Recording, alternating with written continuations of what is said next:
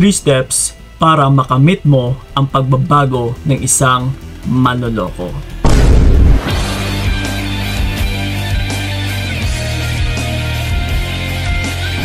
Yon. Manloloko ba yung partner mo, utol? So ito ngayon, yung video na ito ay parang para talaga sa'yo.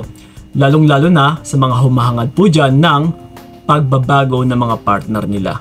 Na Kuya Kiko, paano ko ba pabaguhin yung partner ko na manloloko? So ito ngayon ha, isa-isahin natin na which is yung gawain na ito ay yung pinaka last resort natin. Kumbaga pa, ito po yung pinakahuling baraha mo na dito mo rin talaga malalaman kung matutuloy pa yung relationship ninyo o hindi. Or kung meron pa bang pag-asa, no, or wala na. Kasi sa gawain na ito ay kailangan mo rin maging matatag. Yes, na kailangan ko rin dito yung kooperasyon mo. Kasi wala naman tayong magic na gagawin. Na ganun pa man, kagaya nga sa mga humihingi sa akin ng advice, kung minsan nagtatanong na Kuya Kiko, meron ka bang mga love potion? Or may mga mahika ka ba? Or black magic na pwede nating gagawin sa partner ko para agad-agad ay manumbalik siya sa akin. Ito mga utol, kapag umaasa tayo sa isang magic or black magic is wala po tayong matututunan dyan. Lalong-lalo na kapag minamadali natin. Lalong-lalo na kapag hindi natin pinag-aaralan yung bawat situation. Kasi kung aasa ka na lang sa magic, no? Aasa ka na lang sa ritual, is wala eh. Wala ka talagang matututunan dyan. Kundi pera lang ang kapalit. Magbabayad ka and then ito na ngayon. Pero ito nga, for me no, sa gayuma, actually, hindi naman 100% ay naniniwala ako. So kung meron man, yung pagbulong sa bawang, yung pagbulong sa hangin, yan po ay hindi ritual. Hanggat wala tayong pinapanalangin, hanggat wala tayong mga Latin words na binabanggit, ay hindi po yan ritual. Tandaan nyo yan, lalong-lalo na kapag wala po tayong inaapakan din na tao. So ito ngayon, ang gagawin natin, hindi po magic ha. Kailangan talaga ay may gagawin ka rin. Okay, 3 bagay lang naman yung kailangan ninyong makamit dito. Step by step. Okay? Na kung yung hinahangad mo ay pagbabago, is kailangan mapagdaanan niya muna yung 3 bagay na ito. Okay? Isa-isahin natin utol. Na yung una sa lahat ay kailangan mabigyan or mapahantong mo muna yung partner mo sa curiosity. Na kailangan is mabibigyan natin siya ng curiosity. Yung tipong maku-curious siya. So paano mo ba mapapakurious yung isang tao? So ito ngayon, paano nga ba, di ba? Paano mo mapapakurious yung isang tao kapag lahat-lahat naman ay nalalaman niya? Kumbaga pa, lahat ng katanungan sa kanyang isipan is kapag nabibigyan ng kasagutan ay wala pong curiosity na magaganap.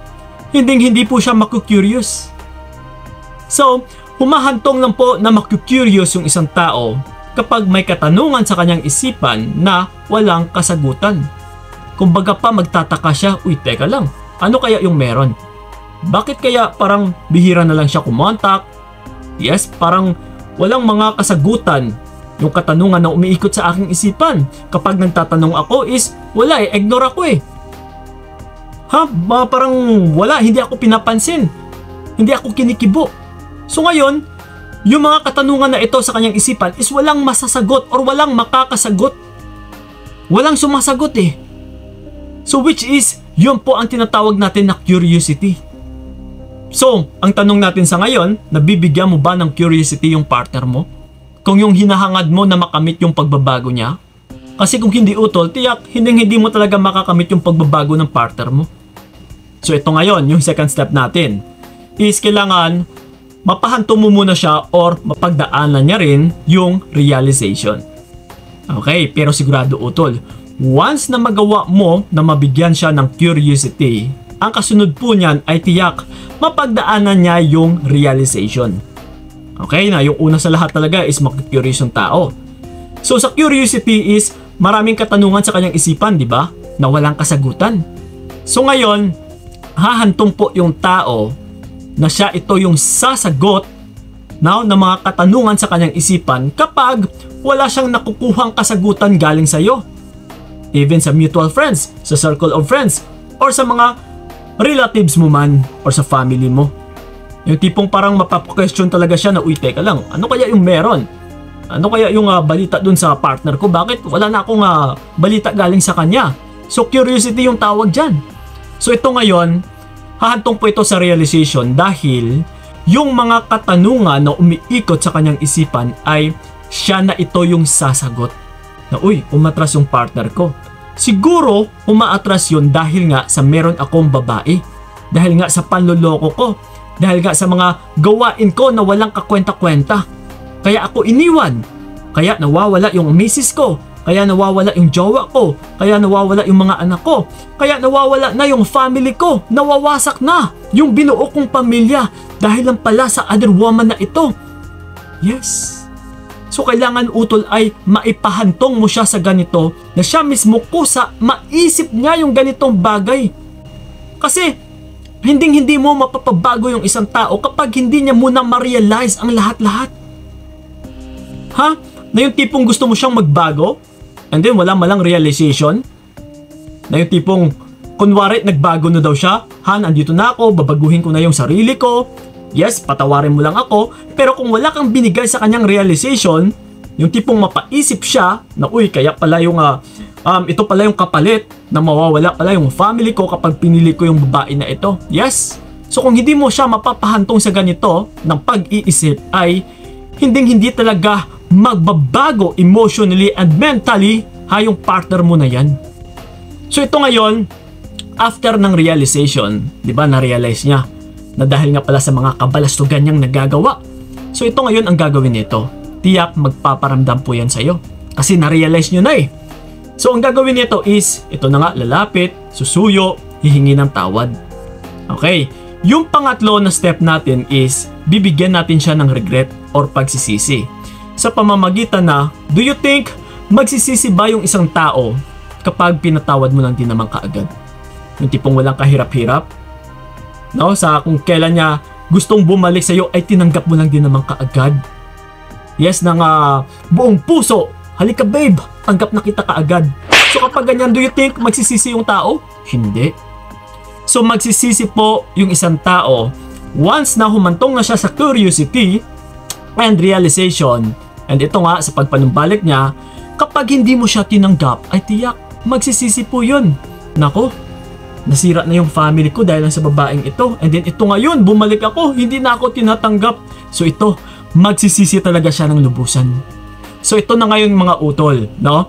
Once na makamit mo yung bagay or tatlong bagay na ito, ay after ng pagsisisi, dito niya na kusa, take note ha, kusa na babaguhin yung sarili niya.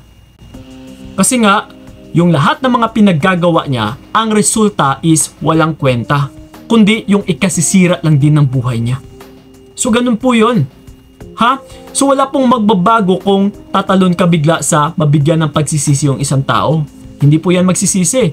At saka hindi po makaka-realize yung isang tao kapag hindi ka rin dumaan sa curiosity.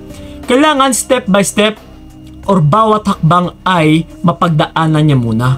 Na kailangan mapagdaanan niya muna sa simula o sa umpisa ng curiosity and then realization and then yung kasunod is regret para makuha mo yung pinakasagot na pagbabago. So yun lang po mga utol, sana'y malinaw sa inyo ha. And then sa mga gusto ako makausap one-on-one, PM nyo po ako sa aking FB page ng Payong Kaibigan ni Kiko. Yung maraming followers ha, at saka may verified or meta verified badge, yung may check na blue sa dulo, yun po ang legit na account natin. And then sa mga nagtataka kung bakit may bayad, yes, meron po. Actually, napakamurang halaga lang po.